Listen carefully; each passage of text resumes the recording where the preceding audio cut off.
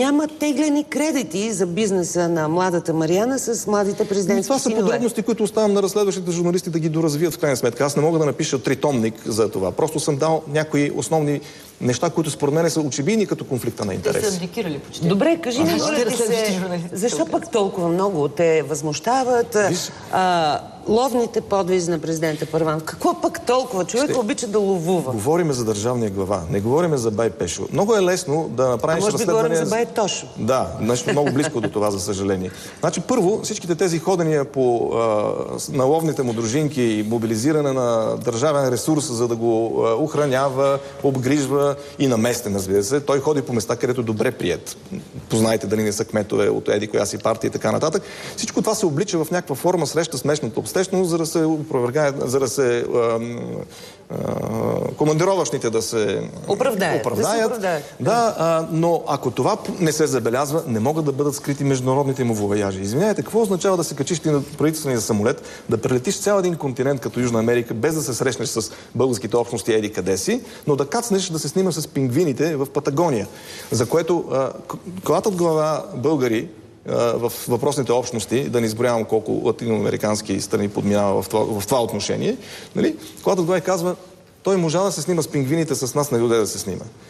Това е, извинявам се, но това е злоупотреба с власт. Може да някому да му се струва дребно, но такива дребни, в кавички, неща са страшно много. И аз ги разказвам и ги цитирам, защото хората трябва да разберат с кого си имаме работа. За кого са гласували, искам да питам онези, които толкова много го харесват и му крепат. Ето сега, това е един много важен въпрос и за мене. И мисля, че и за много от хората, които ни гледат. Защо все пак президента Първанов, при цялата непрозрачност около неговото управление, защото това е така, даже самия факт, че прес-службата му отказва изобщо да коментира. Непробиваем кордон. Там се случва в коридорите на президентството да отместват журналисти, за да не могат да задават въпроси на негово величество. Това вече, да, това се вижда с просто око. Този отказ от общуване... Кажи ми се пак как си обясняваш този висок рейтинг? Дали с социологически манипулации? Дали с това, че... Никакви социологически манипулации. Аз вярвам, че той е такъв, какъвто го мерят или близък до това, но това се постига с така наречения медиен комфорт, който беше тема на предишното ви предаване. Защото Първанов беше съсредоточил, сега вече тя се е разклатила, страхотно много власт, подмолна власт върху медиите. По линия на електронните медии това беше узаконено чрез неговите квоти и също така... В електронни регулаторни и всякакви други органи. Съдружие с квотите на парламента, където пък бяха ДПС и БСП. Нали? Тоест те командваха тотално парада в електронните медии. Когато мене ме предупреждаваха в BTV да внимавам какво да говоря за Първанов по време на предизборната кампания, изтъкнаха точно този аргумент. Да не си загубим лиценза. И ако това е важало за не знам сега дали е все още но най-гледаната телевизия по това време, представете си какво остава за останалите, които се борят да достигнат това ниво. Ти смяташ, че само медийния комфорт му осигурява високия рейтинг? Не само, но това е от много голямо значение. Освен това, скриването на всичките тези неща... Ако нямаше медиен комфорт, тези неща отдавна щяха да излезат на повърхността. Обаче за тези неща бият през пръстите. И не съм само аз. Публикувал съм изповед на един млад журналист от БНР, който казва в Хоризонт, Първанов беше свещена крава. С името си го казва. Мерим Тенев се казва. Да, имаш публикация на такава. Съм Руми Борисова от Перник, журналистка, която обяснява какъв натиск се оказва върху нейния малък градски вестник в Перник, във връзка с това, че тя си била позволила да напише за някакви млади кинаджи, които искат да пишат, да правят филм за Първанов, а нямала била право. И започват да извънат от президентската администрация, не на нея, разбира се, на началника, и както е станало и в моя случай, разбира се. Нали? Затова ги публикувам тия примери, за да се види, че аз не съм някакъв малоумник, който тук се е изправил, защото само той има някакъв личен проблем. Това е проблем на българската преса, на българската общественост, на българската публичност, на българската непрозрачност, която той сега иска да обърне като в ролята на защитника на българската прозрачност. Изведнъж става в ползата на защитника на българските медии. Между другото, ма чакай да те питам, ти как виждаш бъдещето на Първанов все пак? Виждам го зле, защото ако хората прочитат тази книга, би трябвало да бъде зле. Като политик имам предвид. Аз не му желая злото като човек по никакъв начин. И съм благодарен за това, че той снисходи да се занимае лично с моя мил, защото аз не знам за друг такъв случай, поне напоследък в България. Това не ти да, Мира, доста време си. Място си отделил. Ще обвинят, че това идва 3 години и кусор след цялата случка. Защо сега не преди? Как да събера всичките тези данни? Как да намеря издателство, което се осмели? Как да намеря медия, която да ме цитира? Той сега видя ли нещо стана така? По този начин. Аз за това питам, защото знам, че много хора в момента си задават точно този въпрос. Аз не за първи път имам тази попара. 93-та година, когато бях освободен от БТА, Медиите ми спретнаха чудна кампания да обясняват колко е прав премиера Беров да ме уволнява, макар че това беше флагрантно нарушение на Конституцията, където пише изрично, че само парламента има право. Въпреки всичко, премиера издаде такава заповед, аз се възпротивих, осъдих го във Върховния съд, кажете ми втори такъв случай в българската история, и спечелих, не аз, но след като беше сезиран Конституционния, отново се потвърди, че премиера Беров е в нарушение на Конституцията. Какво се запомни от всичко това? В резултат на нашите дружелюбни медии, че Иво Инджев се бил барикадирал в кабинета си, който е пълна глупост и лъжа. До ден днешен това се тиражира. Излиза го вестник 24 часа и до ден днешен това се цитира като факт.